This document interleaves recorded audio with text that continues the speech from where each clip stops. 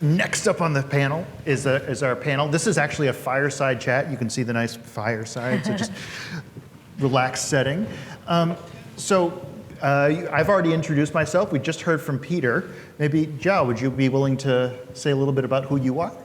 Hi, everyone. Thanks for being here. I'm Jia. I'm an AI technologist. Has been working on AI for big companies as well as startups, small companies. Small companies like when Snap was tiny, I was serving as their head of AI, driving AI to mobile, and using camera to connect the world.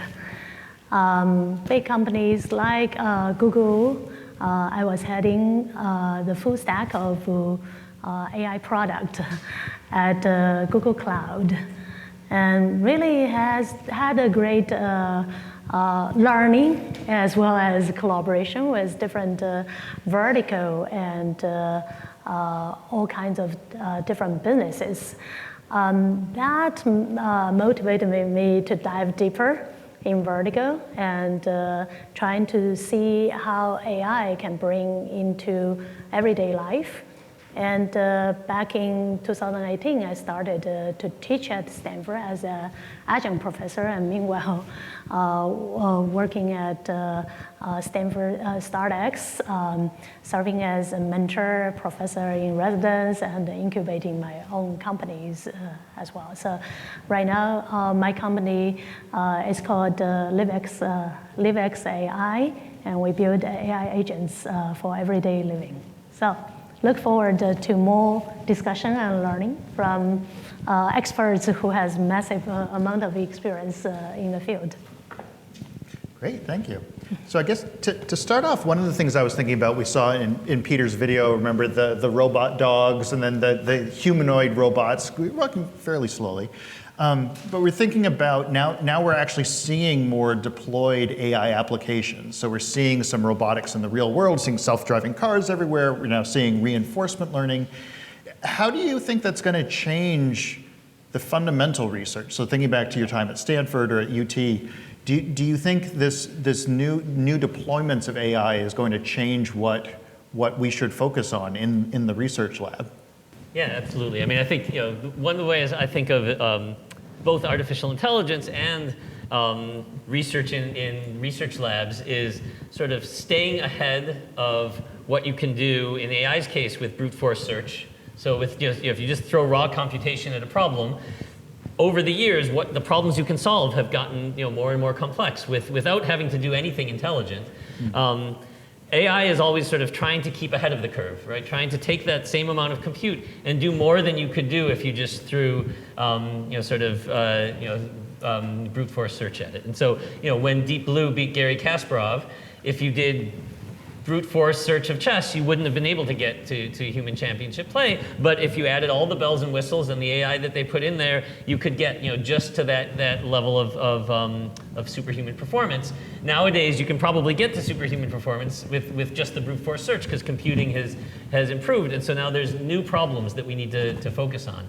And so it's a sort of shifting window in in AI, and then when it comes to in the research labs also, it's sort of very similar to that. Our job is to sort of stay ahead and think about the problems that it doesn't yet make sense for industry or startups to invest in, right? That you're not going to be able to the problems where you're not going to be able to capitalize in the next 2 to 3 years. Things that are maybe 5 to 10 years down the road and can be the seed corn for the next. For the next company. So as we were talking actually right before the panel, when I was a PhD student in the mid-1990s, it was a common problem it was actually a cutting edge AI problem to try to get a computer to be able to listen to a string of spoken digits and to be able to discern what the telephone number is or what the credit card number is using hidden Markov models. And you could get a PhD thesis for doing that. And nowadays that's just commonplace, right? And that's not going to be happening in the research lab. We have to be, there's great research on sort of sound source separation. If you have a lot, the cocktail party effect, and lots of people talking, can you separate out the different sounds and things like that? And so, I think that's always going to be the case. But as the job in the research labs is to look at what's possible now, to sort of seed that to the startups and the and the companies, and to think what can we do that is not yet worth investing in that'll sort of change change the landscape 5 to 10 years or more into the future. Completely. I felt even there is a lot of promising progress in the industry as of today, there is still a lot of problems that is yet to be solved, right? So everybody is talking about multimodality.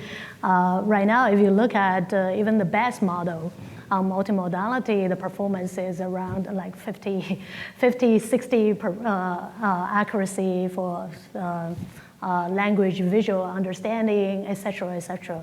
But in reality, there are so many problems that need multimodality and also multi-sensory, multi-integrated data, right? So for example, simply in healthcare, right now, when the patients go to the hospital, you might get a snapshot about what their health condition is, right? But there are so many different aspects about the person's wellness. Okay, how well do they sleep? Their exercise level, stress level, all these, right? So the mainstream, like industry applications haven't been able to think of all these problems or solve these problems. I think the two biggest issues for that, one is lack of data and also such complex type of problems is not 1 year or 2 year you can solve it, right? So how do we have academic or research have a role on that and have that objectiveness of looking at the different aspects for the humans' best impact? I think there's still a gap there. And maybe if I could, just, going back to the example I showed in my talk of GT Sophie, which started out as a research problem. It's just, can we do better than people in this? But motivated by a business application. But it opens up a whole bunch of other questions. And so, Sony AI is a research lab, and we're thinking about, how can reinforcement learning be used in lots of different other video games. But the theme of the lab entirely is AI to enhance human creativity. And so that entertainment is a big aspect of that, and so that's why games. But also, we're working on some robotics problems. One of our flagship projects is on AI for gastronomy to help high-end chefs get better at what they do. And so it's there's a lot of I think what AI Redefined is doing is very relevant to this. It's a lot of it is collaborating with people, right? We don't want to replace the human creative energy in any of these things, in writing, in movies, in culinary arts, in any of this. What we want is to sort of get rid of the mundane, right? The parts that is sort of what that you have to do and is sort of tedious and laborious and keeps you from the creative process. We want to let people to be in the flow and sort of have AI as their partners in this. And I think this I think fits really, really well with the themes of AI Redefined. And I think this is sort of the also where there's just tons and tons of challenging research questions that are not at all ready to market immediately. Yeah, actually the tedious and repetitive makes me think of the movie WALL-E, where you see all of the people which just don't bother walking anymore. They just have chairs that float them around. But how? We're thinking about at AIR. We're thinking about problems where AIs and humans can work together. And it's not always clear which part the human should do and which part the AI should do.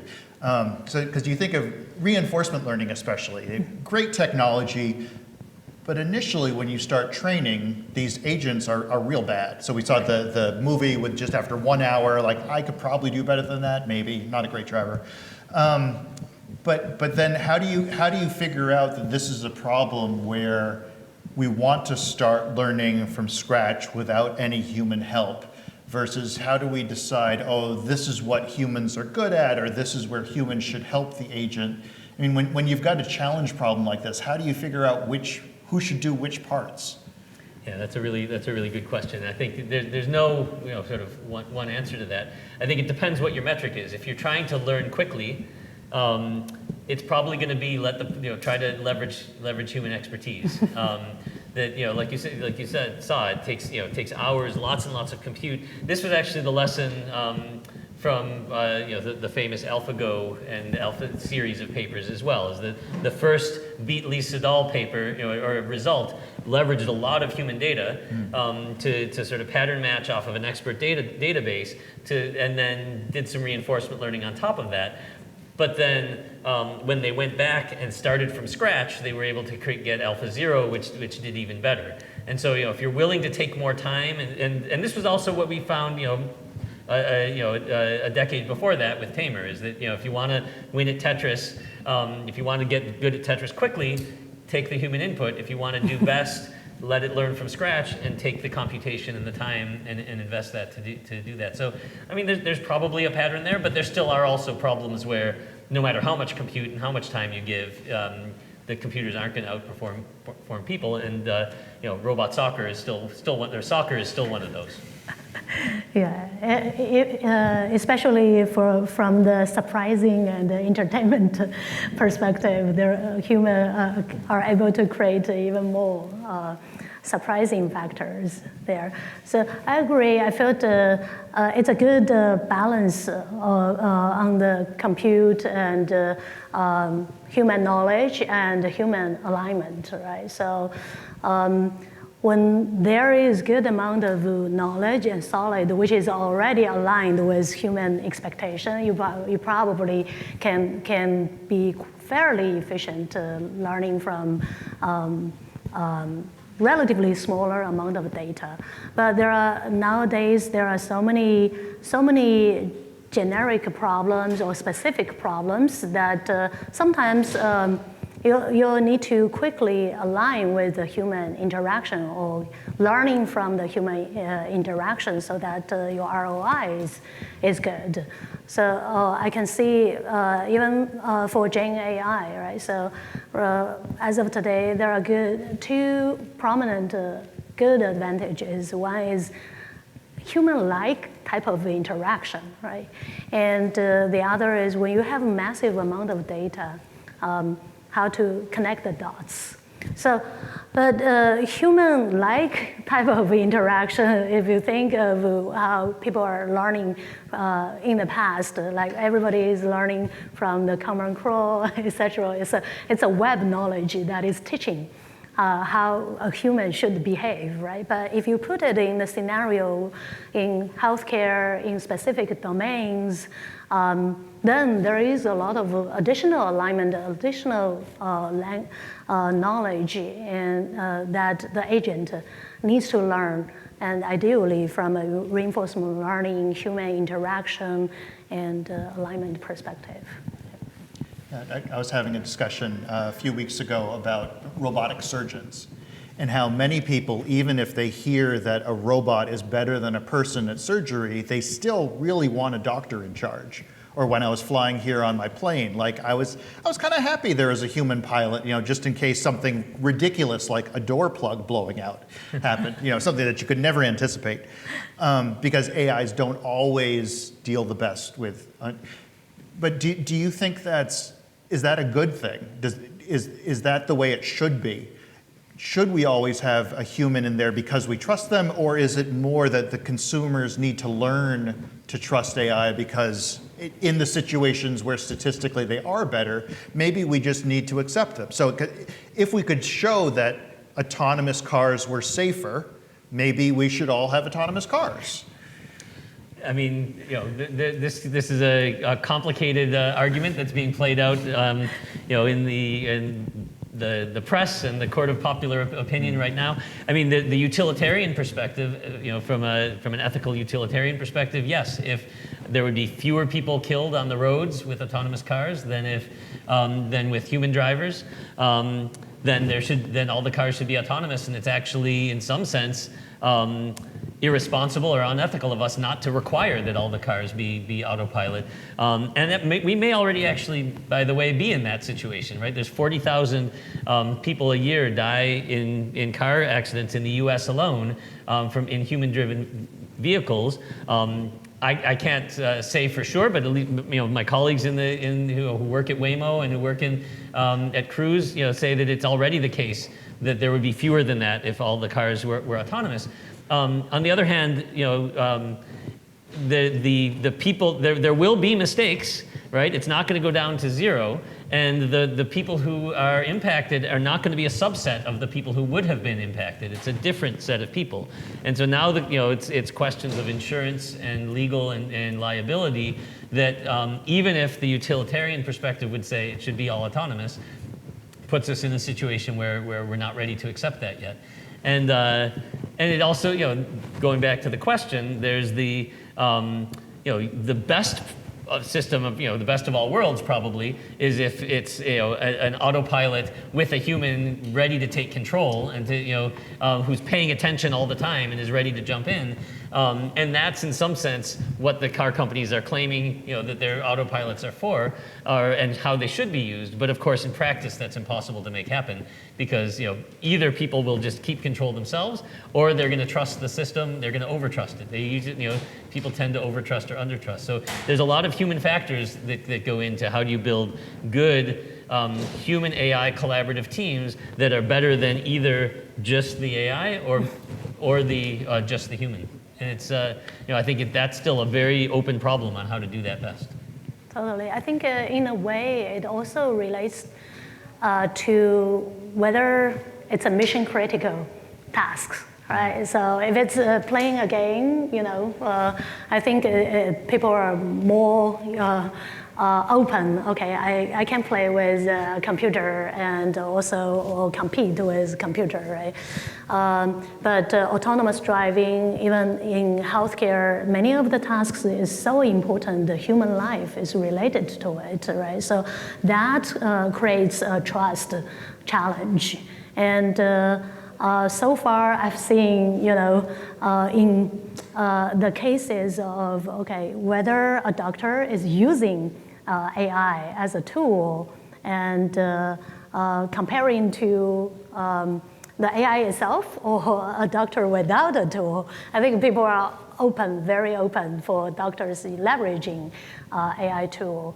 And another scenario is when in the rural area, right? So they don't have access to the high quality, for example, driver, or have access to the high quality, doctors. Some of our collaborators who work in the India rural area, they just don't have a high quality medical available, and then they're very, very open to leverage AI, and at least I get immediate response, right? So I felt there is already a lot of opportunity for people to embrace AI while learning from it.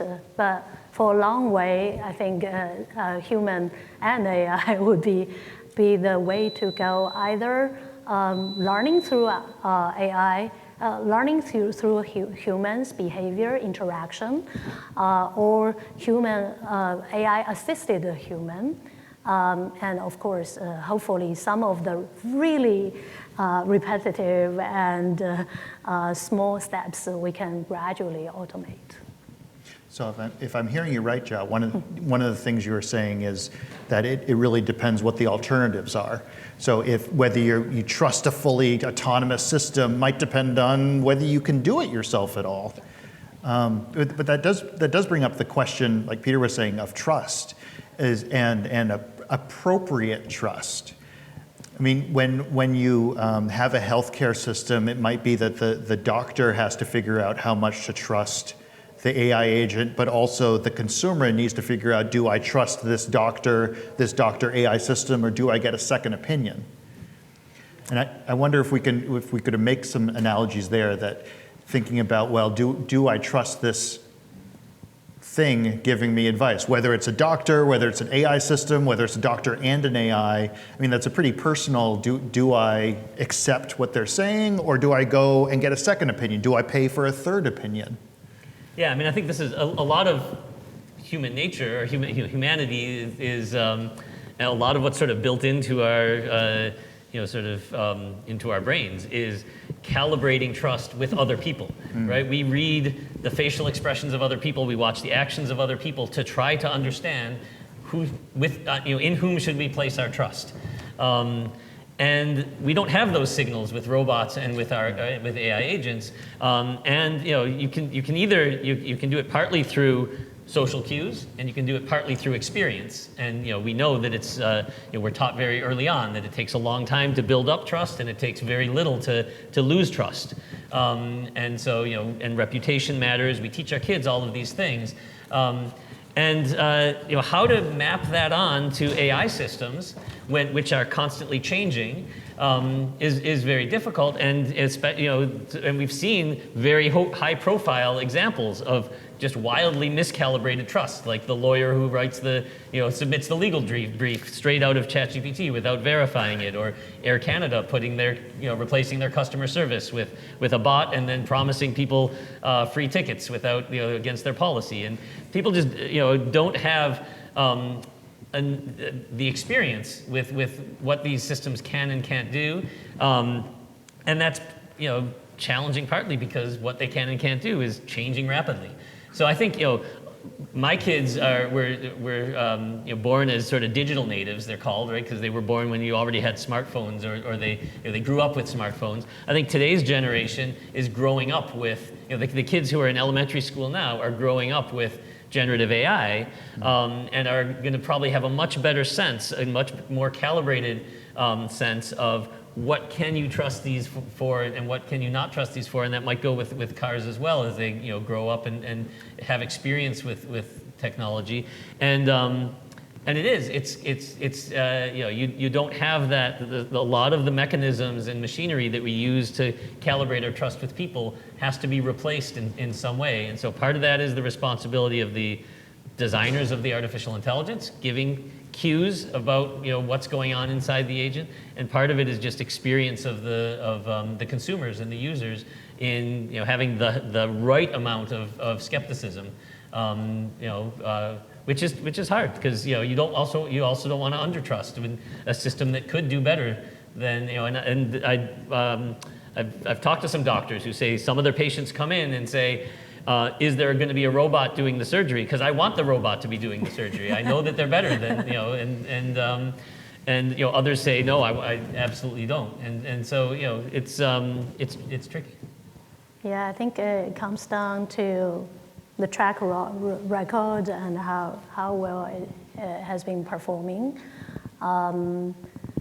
as well as how much people are understanding it, right? So that's why we start to see many of the applications, even in autonomous driving, we see the explainability perspective, right? So autonomous driving, there will be co-pilot to show, hey, like why do I take this turn, and et cetera, et cetera. I think people are trying to gradually open up the black box so that there is more understanding, more interpretation, and hopefully that will help us to gain trust. Related to the next generation, I felt really one of the biggest ability or capability they need to gain is how to have a critical mind to differentiate, okay, what is what can they trust, and what is real, what is could be hallucination. Hopefully hallucination is a bug, can go away in the future, but for a long time I think we'll still live with the imperfect solution, and every one of us, including our next generation, needs to learn how to navigate through this. I mean, maybe I can share a vignette from one of my favorite sort of human collaborative domains these days is what we call social navigation. So having a robot, as I showed in one of my videos, robot navigating around where people are. And there's sort of it's still a wide open challenge of can you get a robot to navigate through a crowd as adeptly as a person can, like think after a football game or between classes. But even the challenge of just having a robot and a person coming towards each other in a hallway. And people can do this very naturally, right? We have a whole system of social cues that allows us to not bump into each other.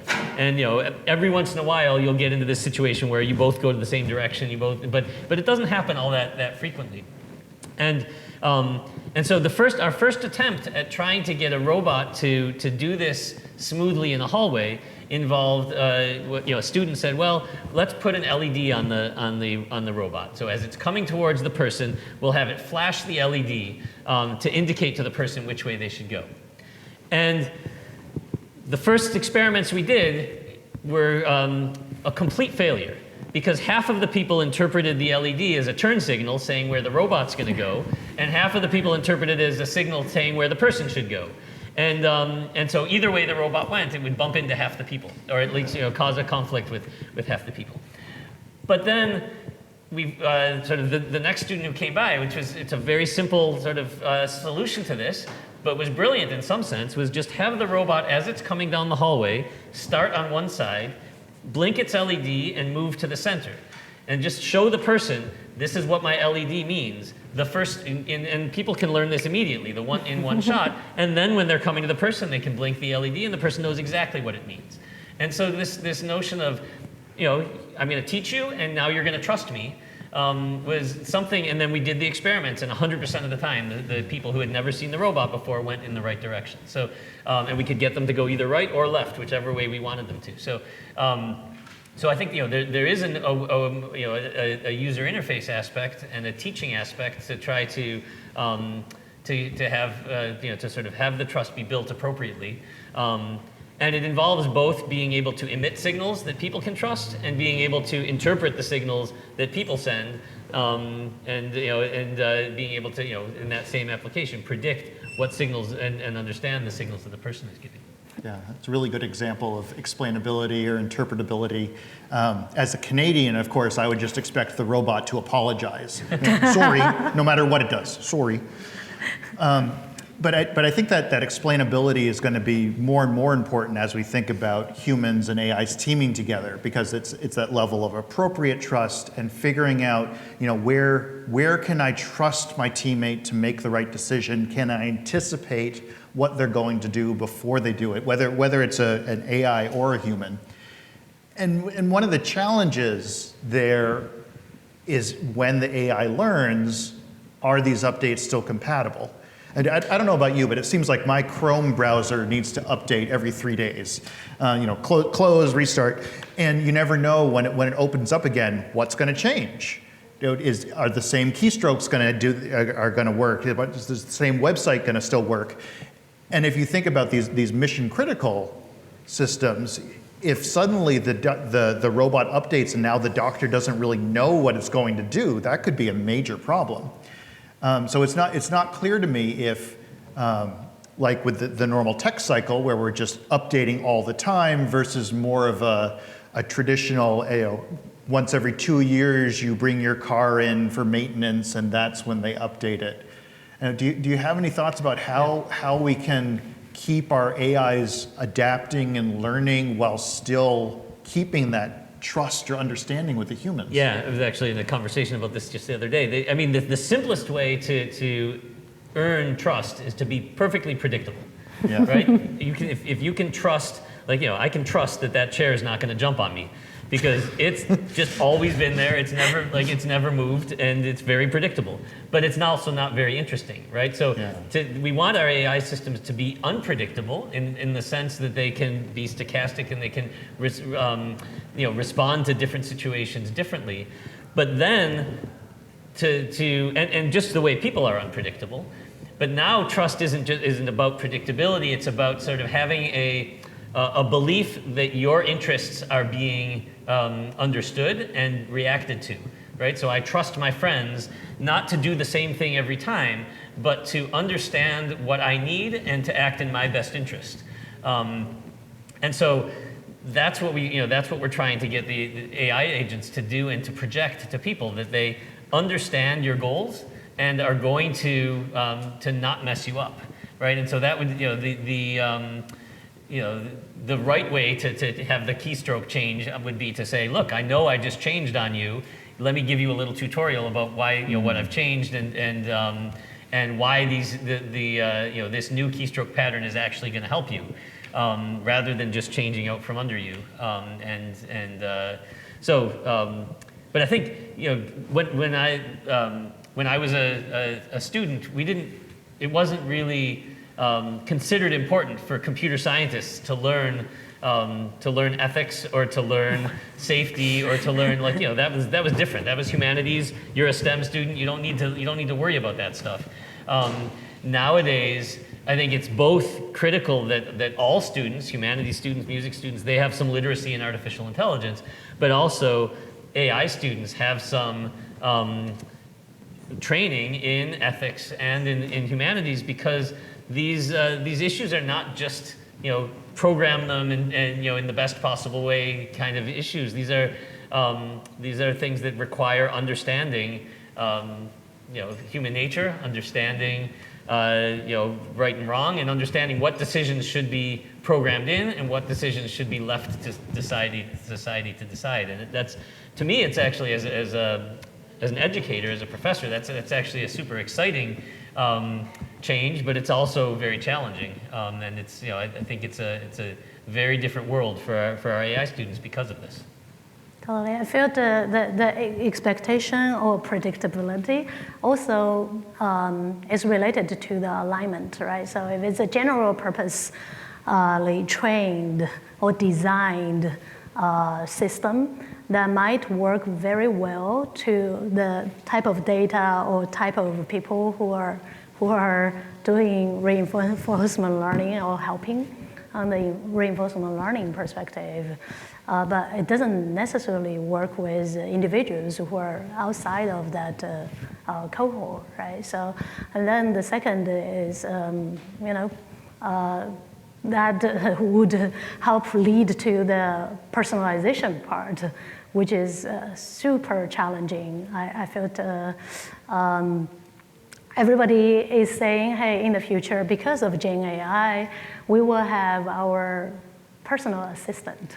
But we have seen so many tried approach. Most of those are trained or designed based on general purpose. It can help at a certain level or for certain population or group, but we're just not there yet. There is still a lot of work for us to push out. All right, and we do have some time for questions. So Bernard has a microphone if anyone would like to ask. I see a hand up there. Just while Bernard's walking, one thing I'll point out is I think this personalization will be key for these kinds of updates, because when you look, when a new software update comes out, you often see pages and pages of text. Yeah. But if the program knows what you're trying to do and is aligned with you, if the program knows what you normally focus on, then it can very quickly narrow you in on what those updates are and hopefully update you in a way that's compatible. Mm-hmm.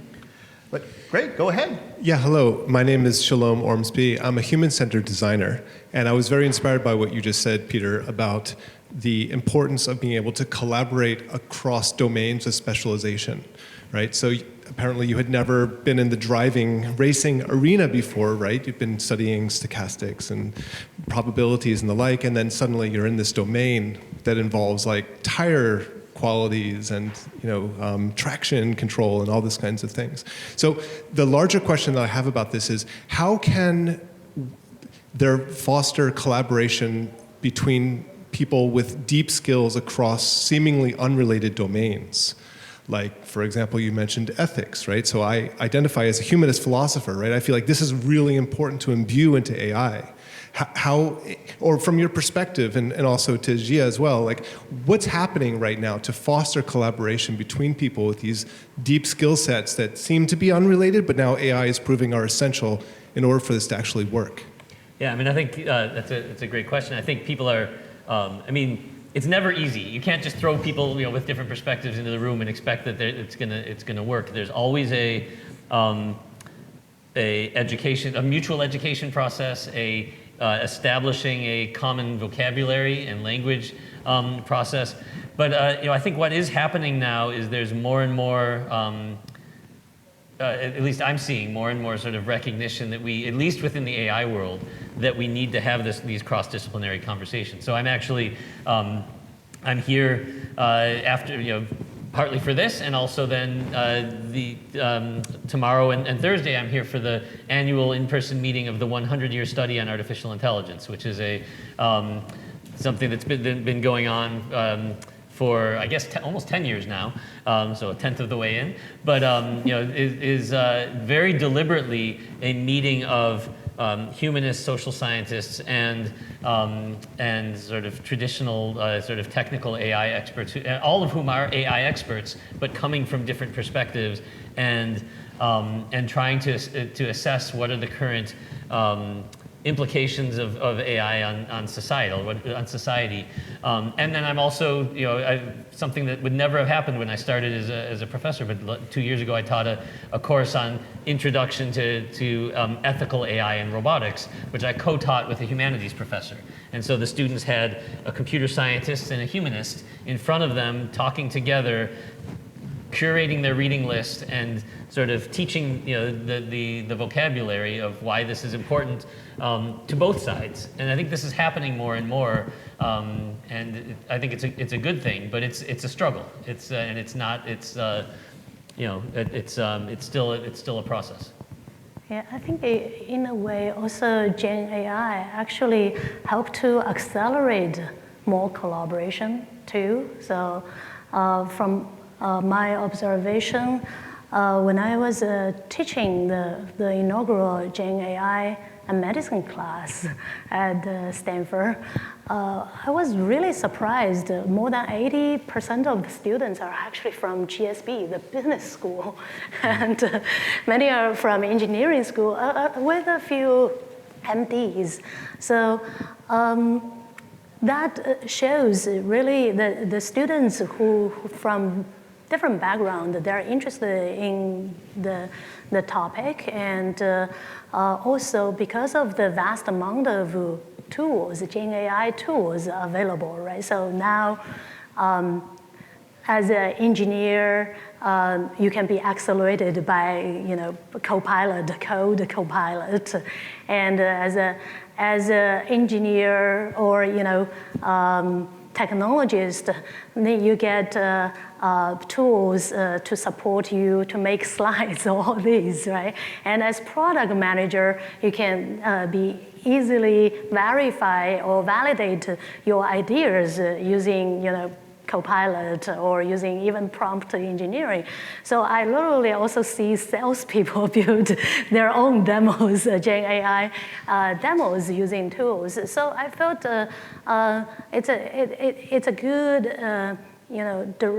trend that people start to leverage tools and which helps them in the interdisciplinary product market and engineering technology all coming together. I think there's a question over here or a comment. Oh, yeah, hi. I think this is a great panel, but I'm really intrigued with your conversation about how and when does medicine sort of adopt this more. And it seems like we're coming from the hard to the simple and the simple to the hard. We've already sort of gotten to where reading x-rays and stuff is better by machine, and everybody agrees. So the tipping point's been reached there. When cataract surgery and RK, radiokeratotomy, was invented, it was done manually, and the results were horrible. You wouldn't want that done anymore. Now it's routine. You don't even think about it. You go get RK done. So the tipping point's already been reached on those really hard things. Now we're trying to use robots to wash dishes in restaurants. And we're struggling to get that to make sense. Personally, I had orthopedic surgery where the surgeon screwed it up and had to do it again. I've had heart surgery where the surgeon screwed it up and had to do it again. I want the robot. How do we get that tipping point? I don't think we need to convince everybody. We need to get to the tipping point. Yeah, I mean, first of all, the things that are hard and the things that are easy are that's sort of notoriously difficult to judge. The things that are easy for people are hard for robots, and the things that are hard for robots are easy for people in many cases. And that's, I think Hans Moravec was the first to sort of popularize that notion. But it's very true. And I think that's a good thing. I mean, that's actually why we need human AI, robot collaboration. Is that I think it's always going to be the case that there are things that are easier for people, and there are things that are easier for robots. I mean, as Matt asked in one of his questions, we need to sort of figure out how to divide that task and get the team to be better than either of the individuals. With regards to robots, washing dishes. To me, that's never going to make sense because we have dishwashers and they're great. What we might want the robot to unload the dishwasher and load the dishwasher, but there is a tension between what should we do in a general purpose way and what should we do in a special purpose way. And we probably human surgeons can be more generalists. They can do lots of surgeries, and when we build a machine to do a surgery, it's probably doing a single surgery over and over again. And so there's also a tension there between which ones does it make sense to automate because they are done often enough and they can be done routinely enough that you can do it better with a machine than a person. But so it's the tipping point is possibly acceptance, but it's also the technology and the task, and it's it's case by case. Just because it worked for one particular surgery doesn't mean it'll work for the others.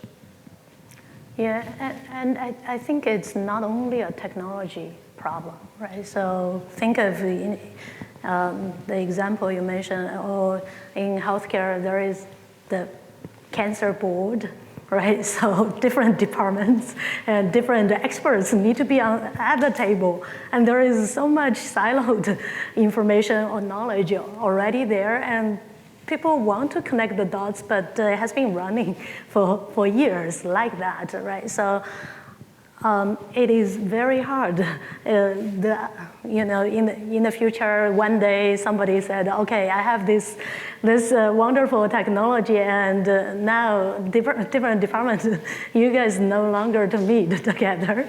I felt still needs a lot of design collaboration among human, not only human and machine, and human and human.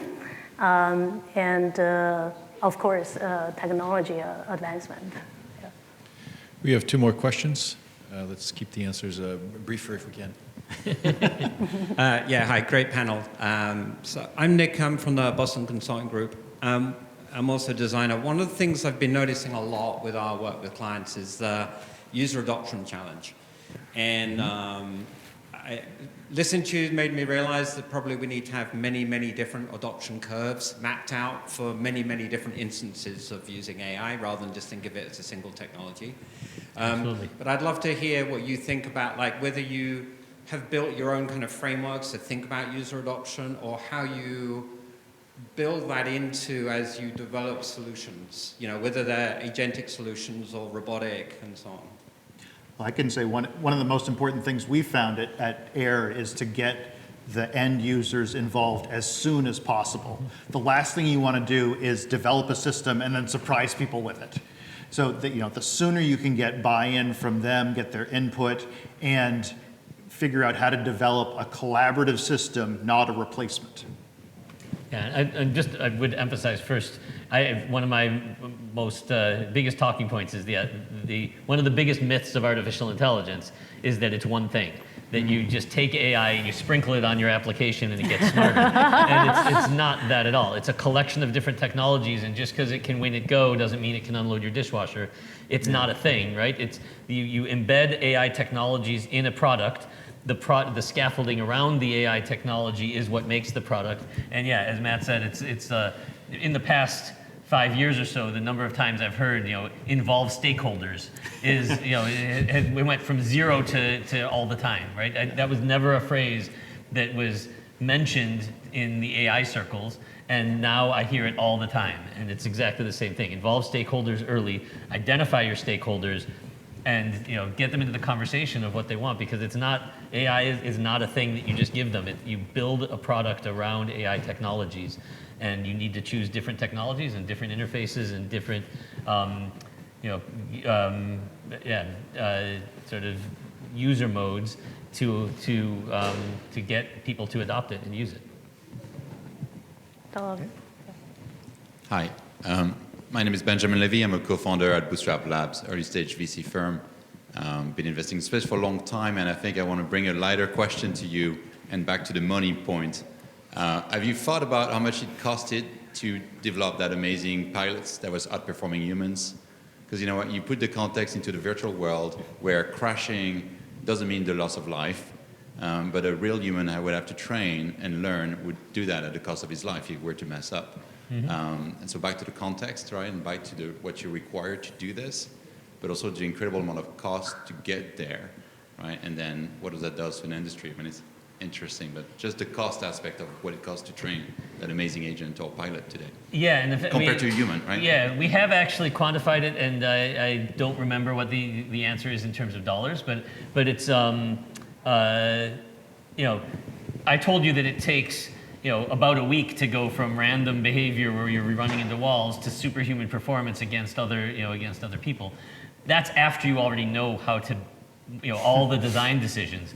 The number of trials we did over the year and a half or 2 years leading up to that week have to be added in, which is I think part of your point. Sometimes the human drives that course versus the machine. The machine isn't in that course probably 100-fold what the human has. Right, but I guess you can answer that question in two ways. Yes, even in that week, it's gotten much more experience than a person does in their in years in their lifetime probably, and it's not even learning from the experience of the previous year and a half where people were learning how to design that system better, right? And that's true of all these large language models as well, right? People tell you how long it takes to train GPT-4, but they don't include all of the the sort of the false starts that went out and never got to production, and that helped tune the parameters and all of that.